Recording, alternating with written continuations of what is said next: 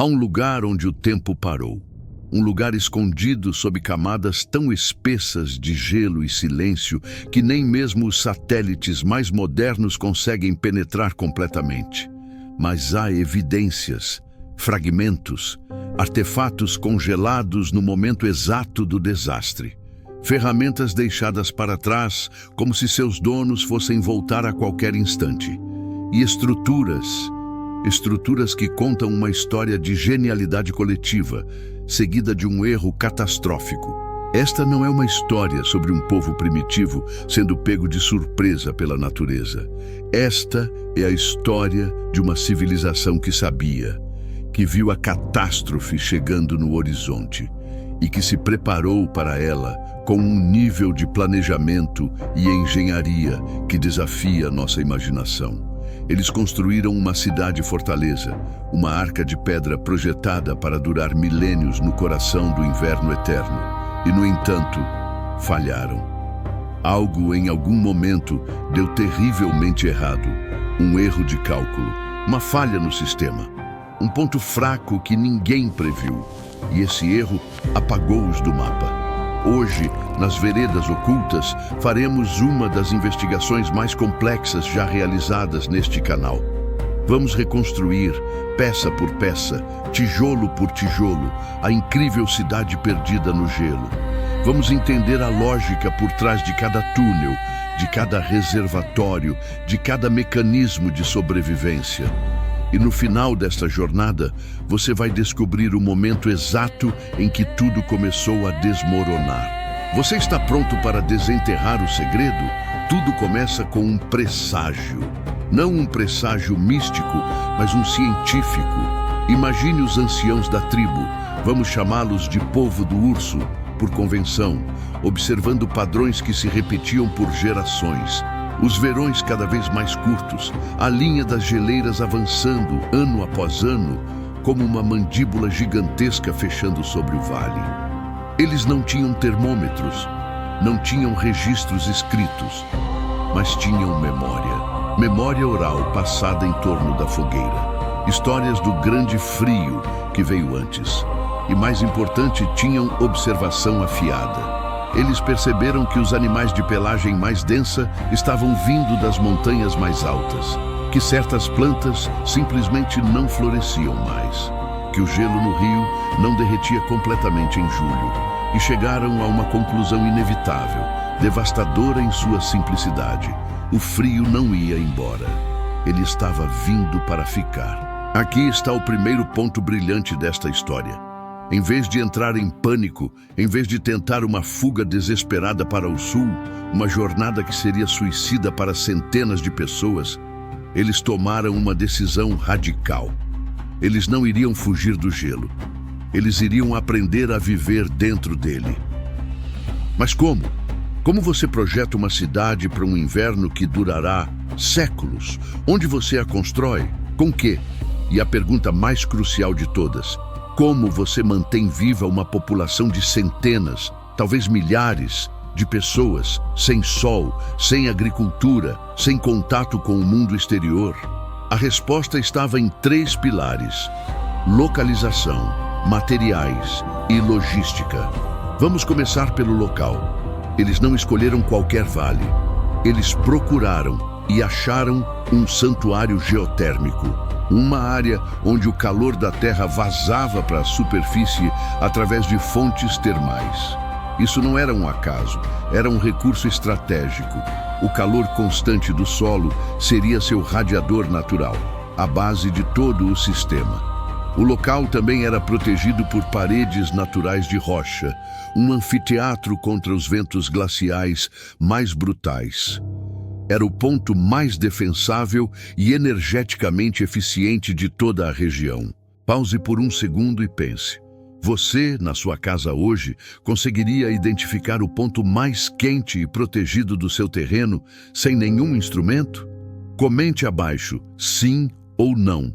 Agora, com o local definido, começou a fase mais monumental. A coleta de materiais. Eles não tinham caminhões, não tinham as gruas, tinham trenós de osso e madeira, cordas feitas de tendões animais e força humana. A pedra era a rainha, mas não qualquer pedra.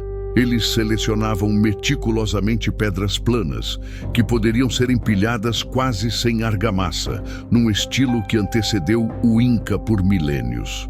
A neve e o gelo funcionariam como a sua cola natural, selando as fendas. Mas a verdadeira revolução estava no material isolante. Eles descobriram que, ao alternar camadas de pedra, musgo seco compactado e uma fina lâmina de gordura animal solidificada, criavam uma parede que era impenetrável ao frio. Era um sanduíche termodinâmico, uma tecnologia passiva que mantinha o calor dentro e o gelo fora. Mas construir as paredes era apenas o começo. O verdadeiro desafio, o sistema nervoso dessa cidade de gelo, era algo que nenhum arqueólogo acreditava ser possível para a época. Algo que vamos revelar logo após este intervalo crucial. Bem-vindos de volta. Antes da pausa, falamos sobre as paredes. Agora, vamos para dentro, porque uma concha vazia não sustenta a vida. O maior problema de uma cidade permanentemente sob o gelo não é o frio em si, é o ar. Como ventilar centenas de pessoas e animais sem deixar o calor escapar e sem deixar o ar ficar viciado com dióxido de carbono? A solução do povo do urso foi uma obra-prima de engenharia hidráulica e térmica. Eles criaram o sistema de chaminés termais. Lembra das fontes de calor geotérmico? Eles não as usaram apenas para aquecer o chão. Eles as canalizaram. Primeiro, escavaram dutos principais na rocha viva, direto nas fendas por onde o vapor quente subia. Esses dutos eram forrados com pedra lisa. Esse vapor, carregando umidade e calor, era então direcionado para câmaras de distribuição no centro da cidade. A partir dessas câmaras, uma rede de tubulações de pedra, sim, canos de pedra cuidadosamente lavrados e encaixados, se ramificava para todos os setores habitacionais. O resultado? Ar quente e úmido circulando constantemente. O vapor condensava nas paredes mais frias das habitações, fornecendo uma fonte constante de água doce. E o ciclo se renovava. Mas todo esse vapor precisava sair. Caso contrário, a cidade viraria uma sauna insuportável. Aqui está outro golpe de genialidade. As saídas de ar não eram simples buracos no teto, eram torres de condensação. Eles construíram chaminés altas e estreitas que subiam até a superfície do gelo. O ar quente e carregado de umidade subia por essas torres. Ao encontrar o frio brutal da superfície, a umidade congelava instantaneamente nas paredes internas da chaminé, formando camadas de gelo. Esse gelo, por sua vez, isolava ainda mais a torre, criando um efeito de autorregulação. O ar que finalmente escapava para o exterior já estava frio e seco, zero desperdício de calor. Consegue imaginar o nível de planejamento para prever esse comportamento físico? Dê um like agora se você está impressionado com a inteligência desses construtores. Esse like ajuda demais o canal a chegar em mais pessoas curiosas como você.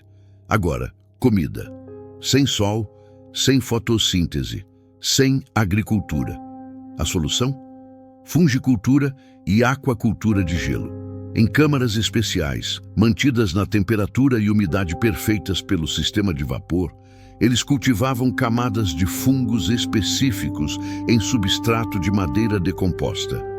Esses fungos eram ricos em proteínas e nutrientes. Em tanques alimentados pela água de condensação e aquecidos pelas paredes geotermais, criavam crustáceos e peixes pequenos e cegos, adaptados ao escuro.